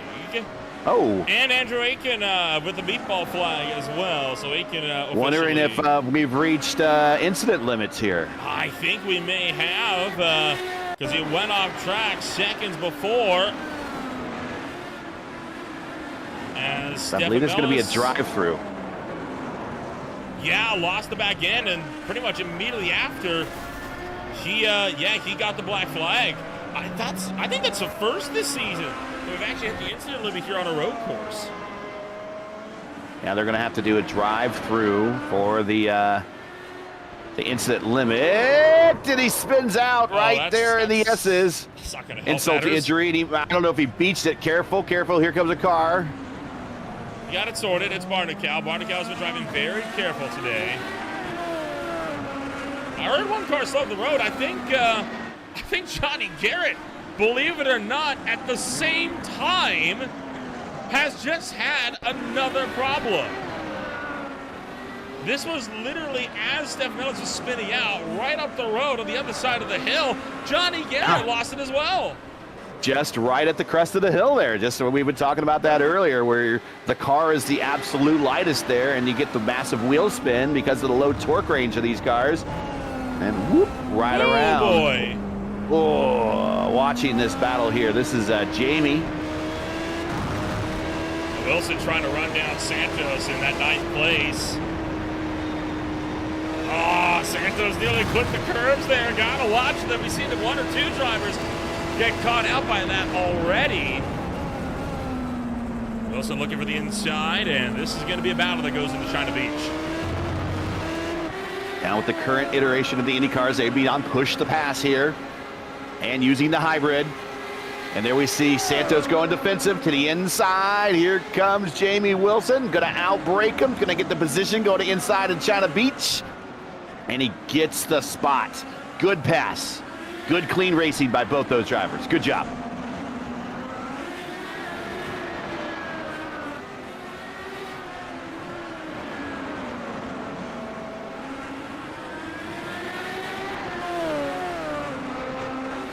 So Wilson and Santos remaining in 9th and 10th, and Lucas Santos continuing to drop back. But good news with Santos, he's not at risk of losing the top 10 just yet, because Franz Josef Sturm about 18.9 seconds down the field. Moosenin up on the top of the boards. Now clear by 36 seconds here this afternoon. On what has been yet another epic drive of pure domination from the 22, right from the get-go. As I was saying, yeah, he's on course to get 3 crowns of the Grand Slam here for a race. And again, to remind you, the Grand Slam is lead every single lap, win the race, get the fastest lap, and get the pole. But right now, he has not led every single lap. There was, I think, a lap led by Dance when they kind of did the exchange of pit stops. Speaking of, Dance in the pit road. Yeah, Dance pit road. Remember Dance. He's coming in a little earlier than we expected. Remember, he probably did not fill as much on that second stop. And it won't need to fill as much this time either, right? Because only 24 laps to go. So again, a 9.1 second pit stop for Cameron Dance. But critically, Moosenin will not have to fill up as much either, and he could go for longer on this stint. So it's a Dance, right? Wow, that's a tongue twister and a half. It's a bit of a dance on pit strategies here, right? Because Cameron Dance just came down pit road, but what he has done, he knows one stop is going to be longer, one's going to be shorter in terms of fuel. He's just evened them out effectively. And Cameron's doing the 2-step while Mustanen's doing the full tango. Go ahead and get your True Lies soundtrack running for that one. That reference is lost on me, unfortunately. You haven't seen True Lies with the tango? No, I know. Oh my goodness! Oh my goodness! Somebody in chat, tell me you've seen True Lies with the tango with Arnold Schwarzenegger. Rod! Speaking of Cameron Dance and dancing, he is spinning around as he's through the S's right in front of the leader. Well, He's been twitchy the entire time since he came. Oh, this is in the carousel, and he's been twitchy the entire time trying to bring those tires up the temperature. Well, there goes Dance off the road as comes up and over the hill.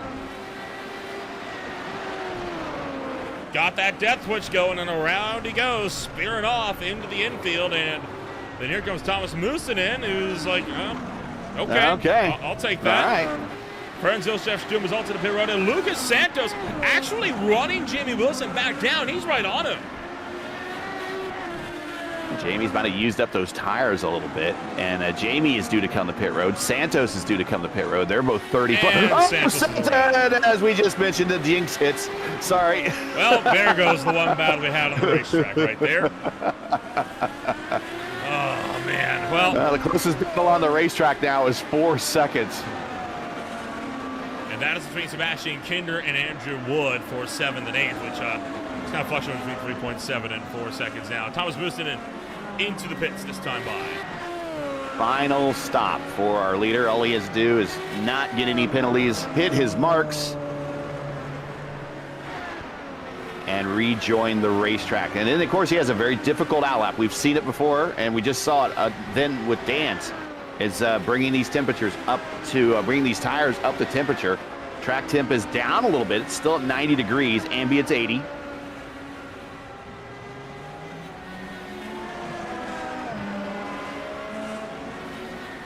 So Mustinen going to keep up the fight here. Johnny Garrett comes down pit road. Final stop for him. Probably looking forward to getting out of Mid-Ohio here. Sure is. Kinder drives up and around him. Andrew Wood will do the same. So Johnny Garrett going to drop all the way back to, it looks like 8th place before he's able to get back up onto the racetrack. About 2 seconds clear of Jamie Wilson. But Wood and Kinder are still going to have to stop. Yeah. So Garrett might pick up some of those spots back when they come to pit road. And quite a few drivers still have yet to come down to pit road.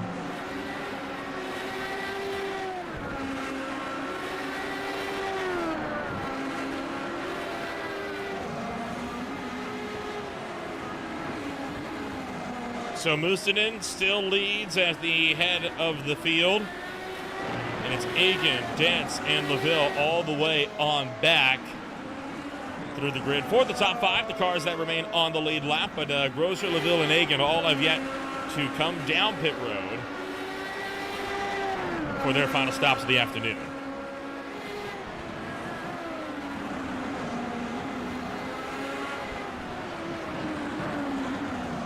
And Thomas is done, so we just wait for Egan, who's now up to 2nd. And he's going to bypass pit road that time.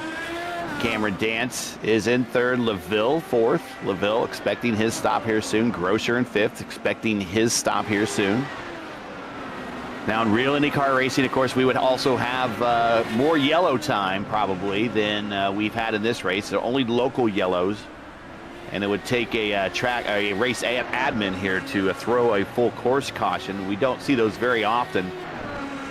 iRacing will only throw an automatic caution if the entire racetrack is blocked. Which, call me crazy, I don't think we're going to be getting that when the field is this far spread out. No. We almost had it yesterday in the Velocity Online Racing IndyCar Series with that race 2, lap 1, turn 1 crash with a major pileup into the opening corner. A bit of a close call yesterday on that, but for the time being, drivers like Mustinen continue to make tracks at the head of the field. No signs on anyone being able to run him down. No, none.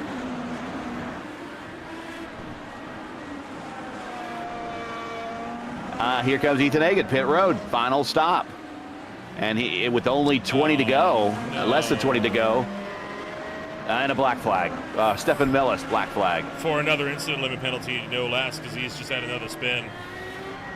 This might be a drive-through again. There's Robert coming on pit road right behind him. Lucas Santos right now is in pit road as Robert Grosser, like you say, just coming down pit road.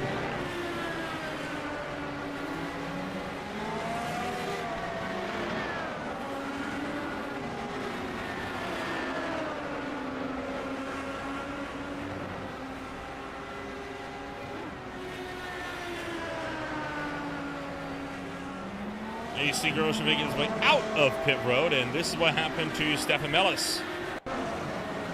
To give him his 2nd black flag for an incident limit here of the day.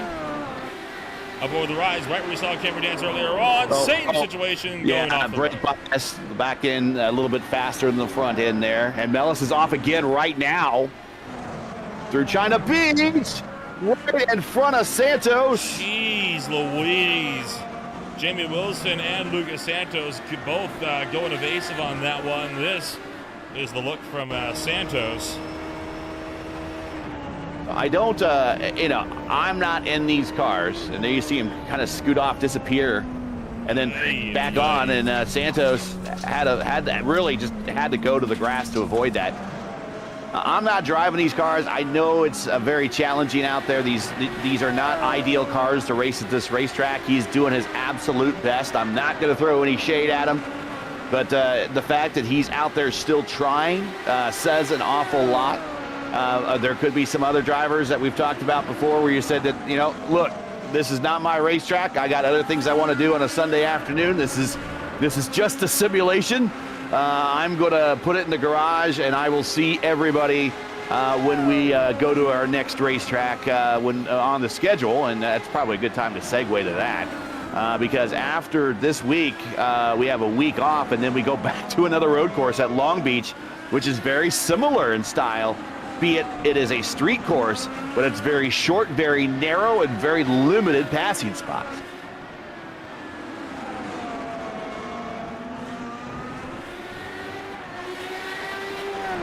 The modified layout is going to be an interesting one because at Sebring, right, that's the Sunset Bend, that very, very famous multi-apex high-speed final corner, is replaced with instead a very tight, over 90-degree hairpin instead, which, frankly, that makes it ideal for these types of race cars, right? Because they kind of need that extra hard braking zone in order to help facilitate a passing opportunity. I believe the modified course that they'll be using is actually how Sebring was set up when Indycar went there for spring training. I think you're correct. I remember that vaguely being the case. Well, Santos has run the gap back down to Jamie Wilson. Shockingly quickly, in fact, as Santos battling back after Wilson. And I think Wilson, with that moment, probably also had to check the carb a little bit, and that's what allowed Santos to reel him back down.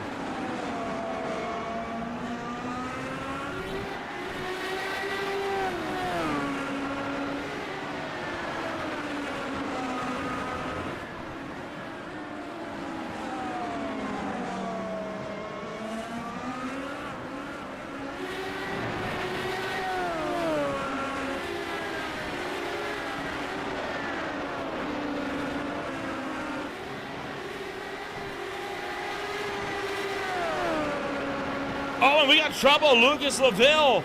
Laville's off the road, and he is actually into pit road with major damage. One of the heavy hitters is out. That is huge. That is impactful on this whole championship. And he just goes wide through, the carousel and decides to bail on pit road, but he's too fast through pit road and smacks the wall. And he has a wobbly left front at that point, and this is day done. So this has now impacted the entire top 5. We have a new top 5 because of this. The entire top 10, in fact, has been impacted by this, right? Because never mind, no. 9th and 10th, he's actually going to get that car back out there.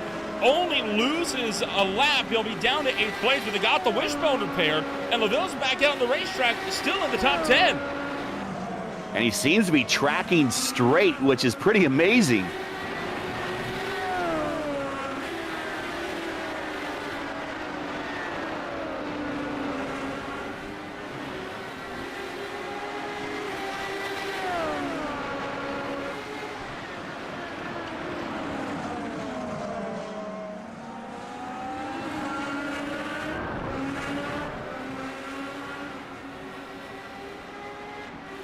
So that moves Garrett, and there's a car off there. That is Barkin now. Barnicow, yeah.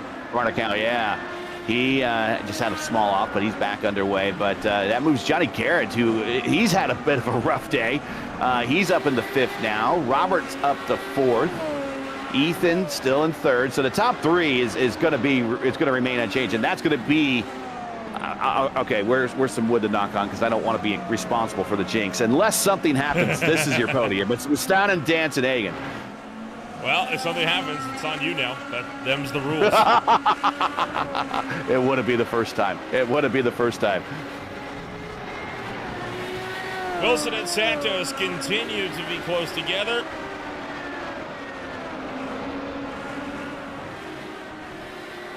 And oh my goodness, I was about to say, don't tell me.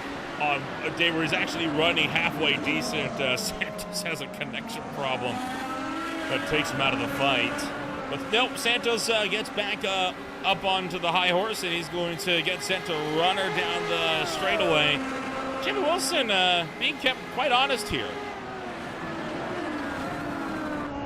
At this point, with 13 to go, a lot of these guys should just bring the car home. Let's end this race.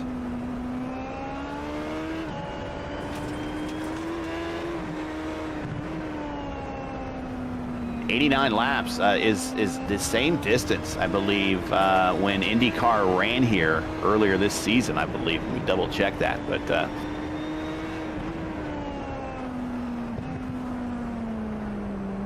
this is no slouch race. I want to tell you that right now.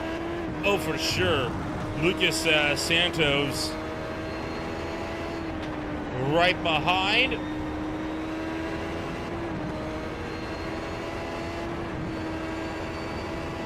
And Santos still not able to close it all that much. Do you reckon Jim Wilson's playing with his food a little bit here, or is this genuine pace from Santos that we're seeing having run Wilson back down? I think Jamie would know better to be playing with his food, so he's either trying to hit a number or he's used up the good of his tires, and whereas Santos... But we've seen Santos slide across the racetrack sideways a couple of times, so you would think that his tires are maybe more used up, but it's possible that in his battle with his own teammate, Jamie might have, whoa, big twitch there by Santos, might have used the good out of his tires and he's just kind of hanging on. Santos going to continue to attempt to reel this gap back down. It is the close battle on the racetrack. We are actually seeing another one start to develop. Sebastian Kinder and Andrew Wood been getting a little bit closer the last little while. Kinder, of course, having just come off of pit road a few laps ago. He now sits 1.4 seconds clear, but Wood is there. If Wood can turn that wick up just a little bit more, he could have something for him. Yeah, there's plenty of time, and it's just not plenty of time to catch, but there's plenty of time of racing here that a mistake can happen, that he can close that gap in even more. So this is a battle for 6th and 7th between Kinder and Wood. Oh, Wood hits the curb through the carousel, bounces that car around. Again, that's how stiffly sprung they are. When the whole car bounces, it just jumps.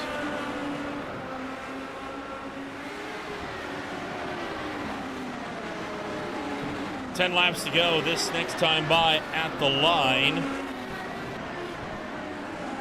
With time starting to run on out, let's ride on board with Lucas Santos, and we'll see if we can close the gap into Jamie Wilson and go for the move. Stay with us.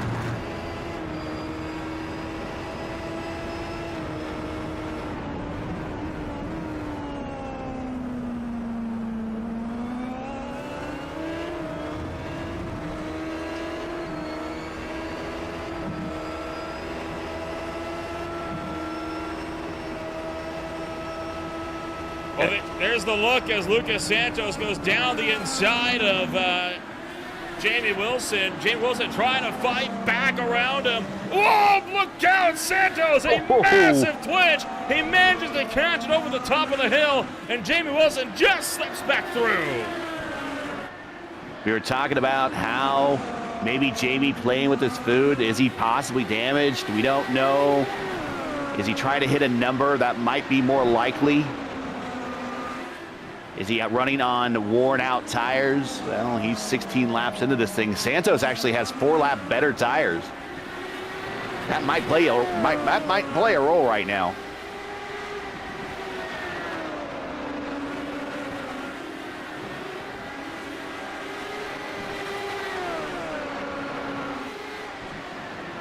Trying to make that dive up the inside as Lucas Santos and Jamie Wilson will continue to have their own little battles here. They've got 6 laps to fight it out.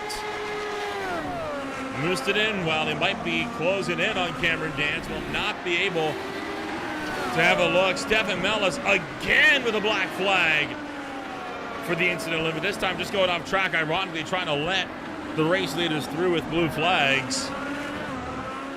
But this is just salt in the wounds. Yeah, just another one at the end of the race here. He's very much just get the thing over with.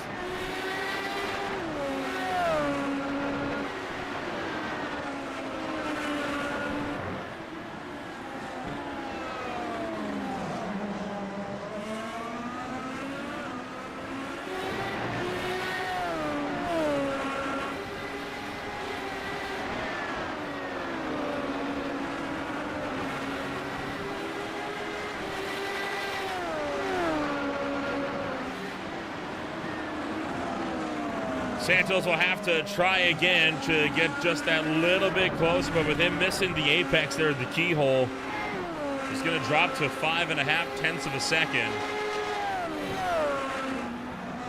While Thomas Mustonen at the head of the field, trying to see if he can pull clear. Dance, 55 seconds down the road. Mustonen takes 4 to go.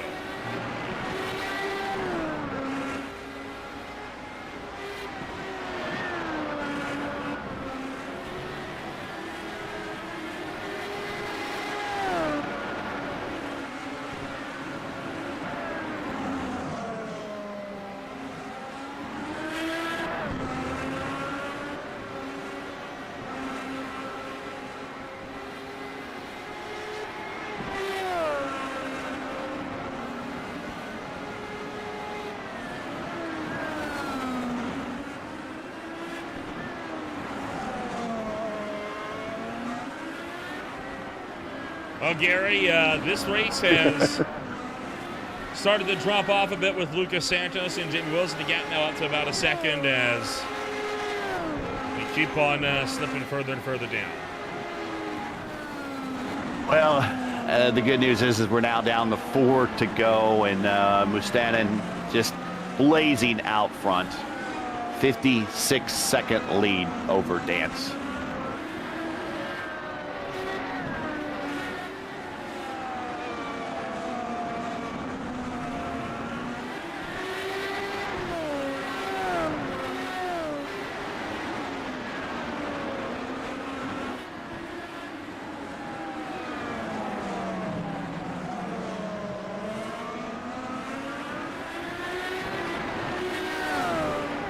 Will make that 3 to go. Jamie Wilson coming up on Stefan Mellis, actually loses a couple tenths having to get around him.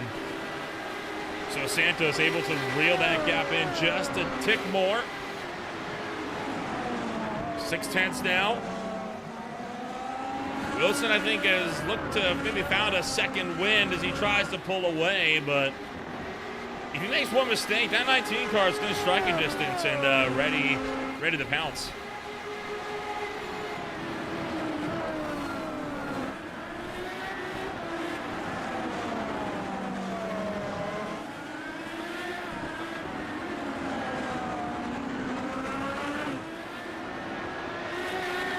These are the guys we should probably interview after the race. We could ask them what it was like to be racing around cars all day. Mustang purple lap here at the end with 2 to go.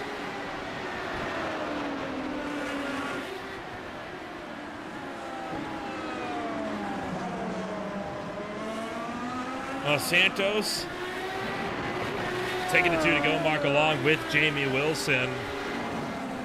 Mustonen just about to enter China Beach for the second to last time tonight, but Santos is there. He's closing. Could this be a gap that turns into a fight one more time in the last lap and a half? Well, he's going to running out of time to do it, and this is one of the places to do it. Coming down into China Beach, coming out of 3, going through 4 right there. The alternate start-finish line. Not close enough. Not close at this time, but if he keeps closing that in, he's going to be right there when they take the white flag this time, or this next time around. Bit of a lock there from Wilson doesn't help matters. Right, and there's no push-to-pass aid here with these cars. If you're used to watching IndyCar on TV, they have push-to-pass, no push-to-pass aid in these cars. So you got to do it the old-fashioned way. Meanwhile, white flag in the air. Mustonen coming through the keyhole last time.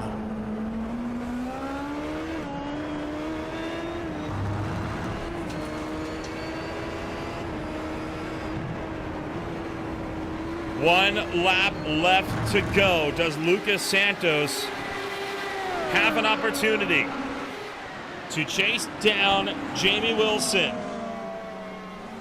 Realistically, his last chance will be right here to China Beach, but he might be too far back.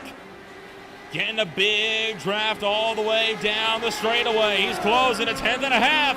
He makes the look to the left. Wilson goes defensive, round the outside into the corner. Oh, contact, no! Both cars come together. Lucas Santos giving a black flag. Wheels. Lucas Santos with a black flag, but Jamie Wilson's got mechanical damage. Mustonen crosses the line to take the win, but his big dramas on the final lap. Oh, my goodness. Santos with the black flag as they bang wheels door to door, literally.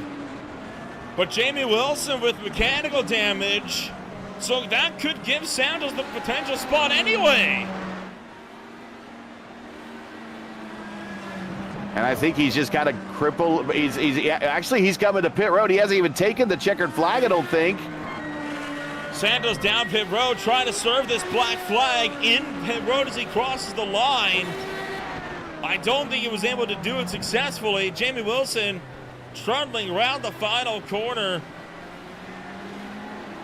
He's going to cross the line under his own power, but major dramas on the final lap.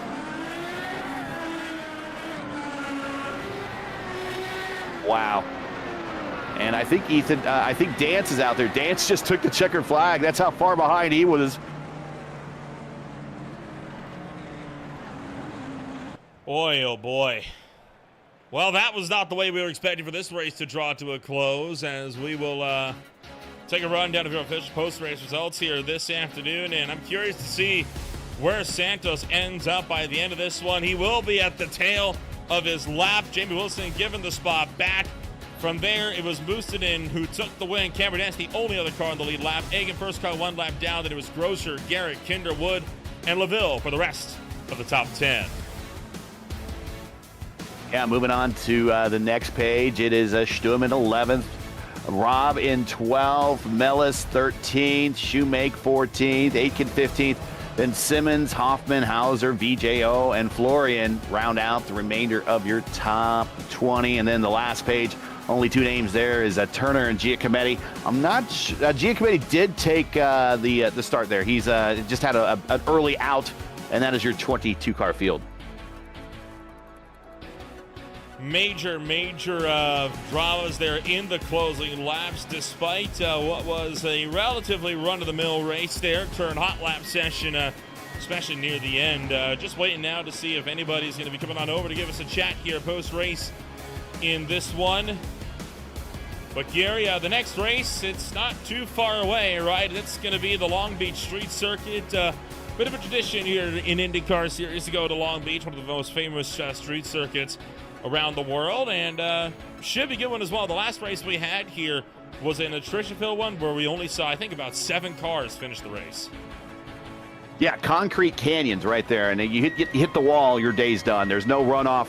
Very challenging course, but it is one of the crown jewels of all IndyCar racing in the real world, even in the virtual world. You want to win at always a couple of places. Your home track, Indianapolis and Long Beach, and we're going to see that here in about 2 weeks. Everyone's going to come to play for the next to last road course race of the season on the streets of SoCal.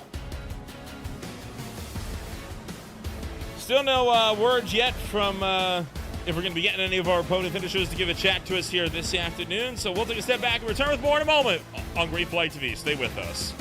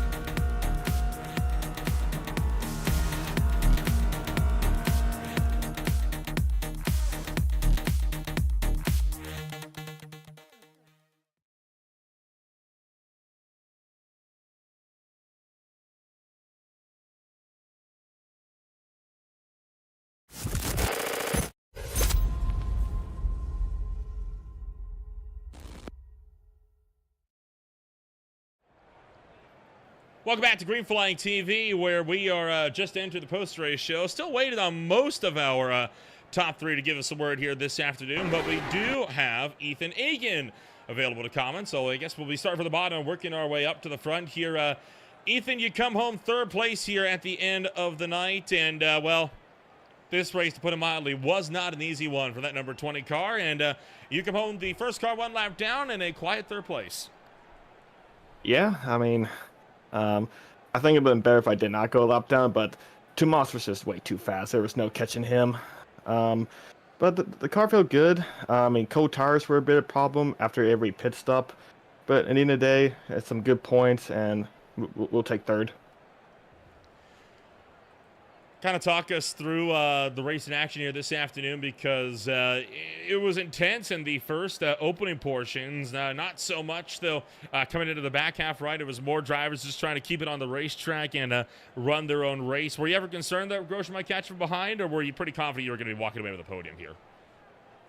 I mean, in these type of situations, anything could happen, but I was pretty confident with the car that I had. The setup was pretty good. I mean, it was pretty balanced all the way around the track, but I mean, mainly you just need to survive and avoid chaos. That's just the main key, surviving these races.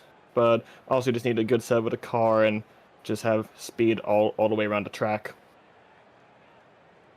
And when we look forward to the next race just around the corner, it's the Long Beach Street Circuit. Will be it's a long time tradition here in Classic IndyCar Series to go racing on the streets of South California. Will you be back for more next week? And if so, what's going to be the game plan? Oh, I sure hope so. I mean, Long Beach is definitely it's definitely one of my favorite tracks, not just in the Classic IndyCar Series, but other divisions as well. It's a tough track. I mean, you just gotta handle with the bumps and make sure you just don't hit the wall. But I think the main key is like get a good qualifying spot and be up front the whole way. I think that's just the best shot to come with a win. Well, we'll wish you the best of luck when we go racing next week. Congratulations on taking home number 3, and we'll talk to you again next time. Thank you. Well, we don't have anybody Hey, else in the top three, Gary, but we Nope. do have sixth place runner Sebastian Kinder. May as well give you somebody to talk to as well here this afternoon. We'll bring the Frenchman into the broadcast booth now. Yeah, we'll go ahead and bring Seb in since we have a small podium party. I do want to shout out, though, before I ask Seb his questions.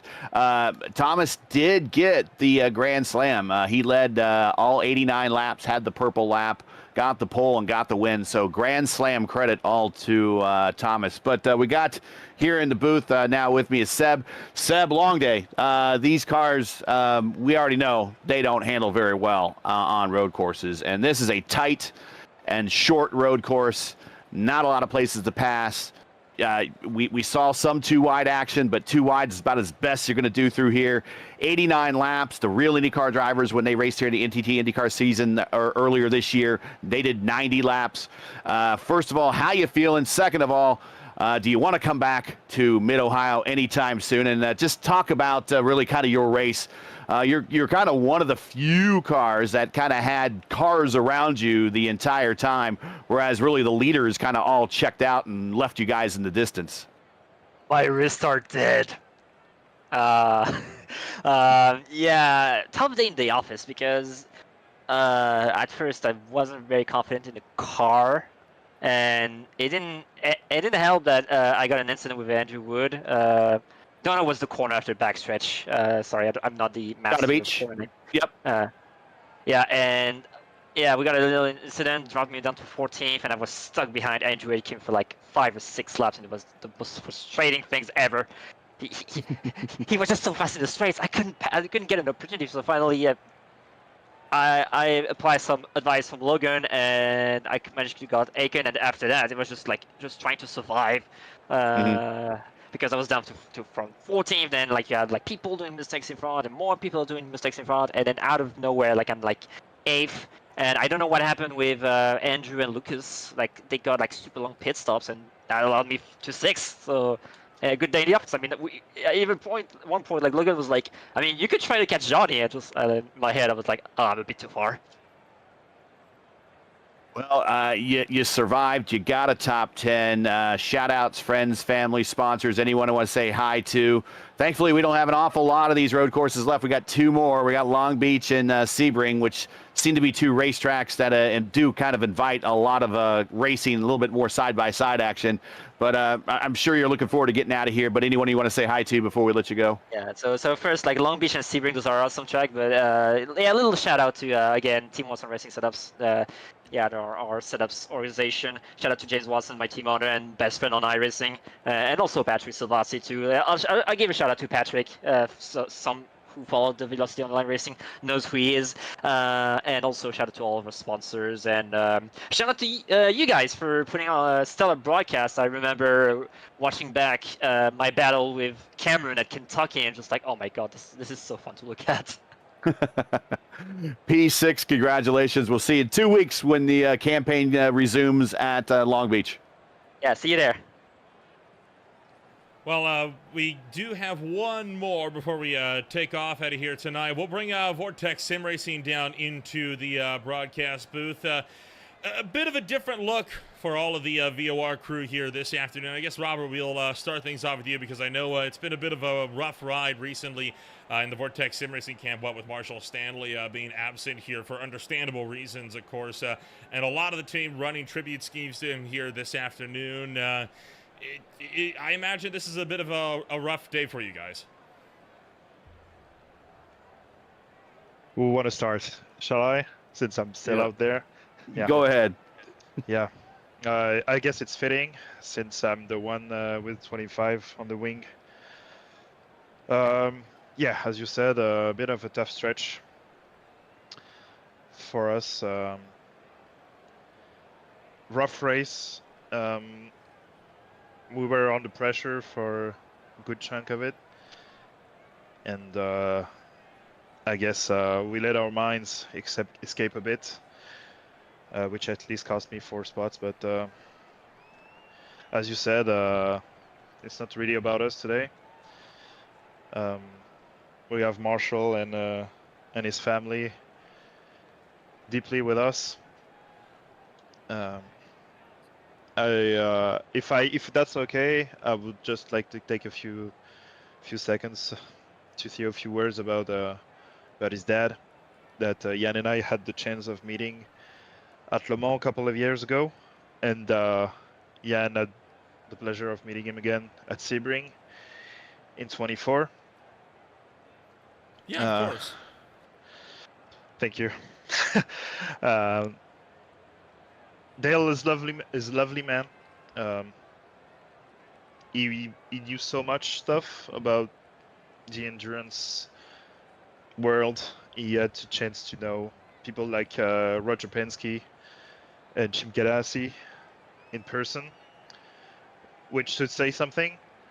And he had so many stories of the world to tell. He had a chance to travel a lot for work and for racing, as he was a huge, massive motorsports fan, as we all are here.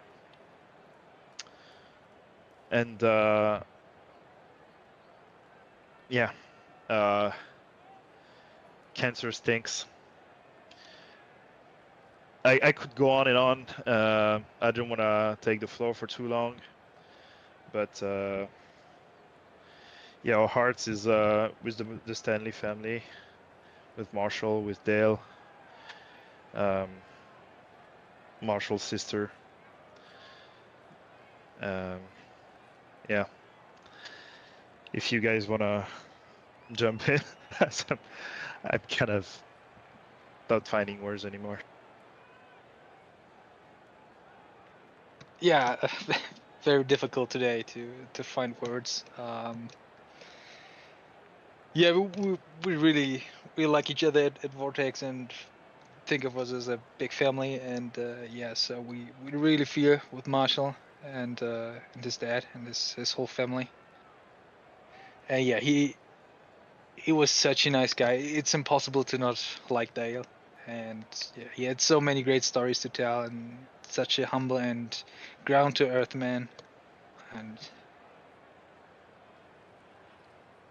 yeah, I mean, even during the race, it was really hard to focus, and even the last couple of days, yeah, you think about the people you love, and it's just difficult.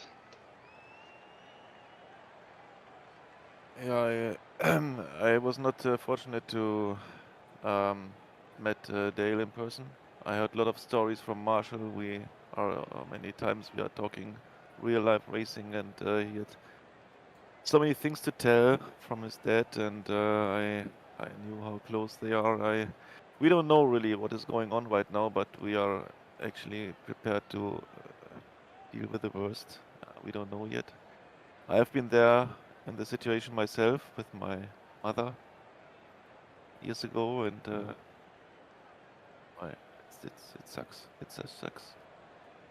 We just wish all the strength in the world for Marshall's family, for everyone around him right now. It's really tough. Well, I'm sure Marshall appreciates the words. I know our thoughts are with him as well over here from the Green Flag TV family. So thank you guys for coming on in here this afternoon. A rough day at the office, but I'm sure you did him proud here this afternoon as well. And who knows? Hopefully things will look up going forward into the future, and we'll hopefully see you guys again in 2 weeks at Long Beach. Yeah, cheers, no. Thanks for the floor. That was Lucas. That was Lucas LaVille, Jan Hoffman, and Robert Groscher, all from the Vortex Sim Racing crew, running tribute paint schemes to Marshall Stanley and his family here this afternoon. A bit of a sobering way to end this one off then here, Gary. Of course, I think they said it most aptly, right? Cancer sucks. I mean, there's no better way to put it, right? It sucks, and of course, we're obviously hoping the best for Marshall's family as well. All the best, and nothing but the best for you guys. So. Well, before we go back to racing action, there is still more yet to come here on Green Flag TV, including 2 more races here this afternoon. It's the Blazing Pedals ARCA Series coming back for more racing action when they go racing once again here at the Phoenix Raceway alongside the For the Boys Racing League at Kentucky. From there, the High Tide Racing League Garden Premier Series gets set to close out yet another race at Atlanta Motor Speedway as they'll be racing into the Final Four this coming Monday as well. 2 season openers, one of them for a new league with the Mid-Atlantic Racing Series at Daytona alongside the Premier Sim Racing Sim Game Expo Truck Series over at New Hampshire Motor Speedway. From there, a season finale with the Beer League at the Fuji Speedway, and OMSRL is back for more at Homestead Miami Speedway as well. All of this and more, with more still coming on Green Flag TV. If you want to find out more about who we are and what we can offer you, check us out today at www.greenflagtv.com. As always, my name is Ola Ramble alongside Gary Godso. Thank you all so much for joining us here for more racing action here on this stellar Sunday afternoon. We'll see you all next time, and we go racing with more on Green Flag TV.